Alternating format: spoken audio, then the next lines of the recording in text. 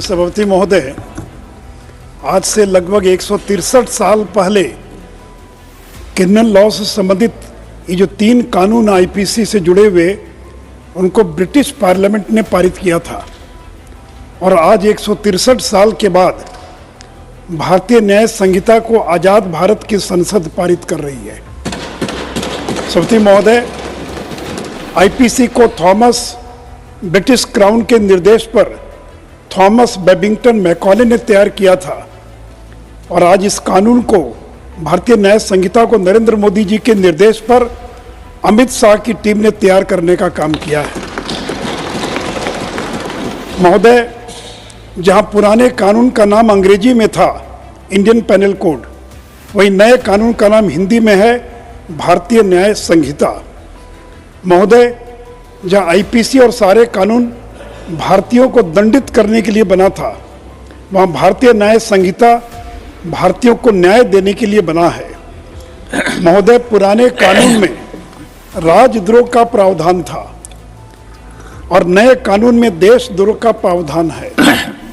राज्य सरकार के या सरकारों के खिलाफ में कोई भी कुछ बोल सकता है, लेकिन अगर कोई देश के खिलाफ बोलने की हिम्मत करेगा तो उसका मुंह तोड़ने का जवाब देने की हिम्मत इस कानून के अंदर है।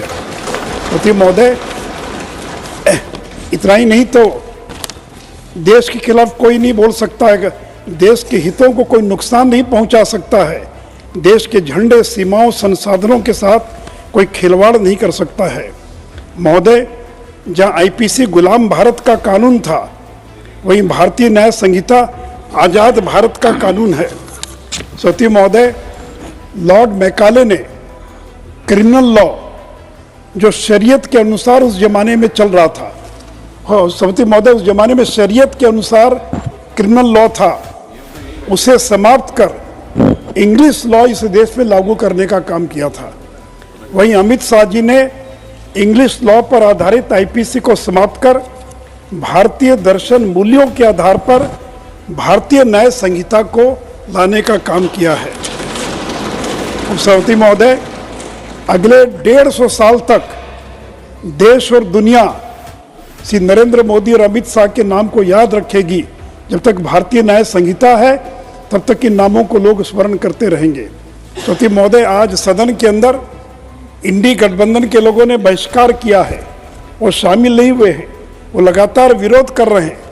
तो मैं चुनौती देता हूं कि अगर इंडी गठबंधन में हिम्मत है तो वो घोषणा करे कि अगर गलती से उनकी सरकार बन गई तो वो भारतीय न्याय संहिता को रद्द कर आईपीसी को दोबारा इस देश के अंदर लागू करने का काम करेंगे।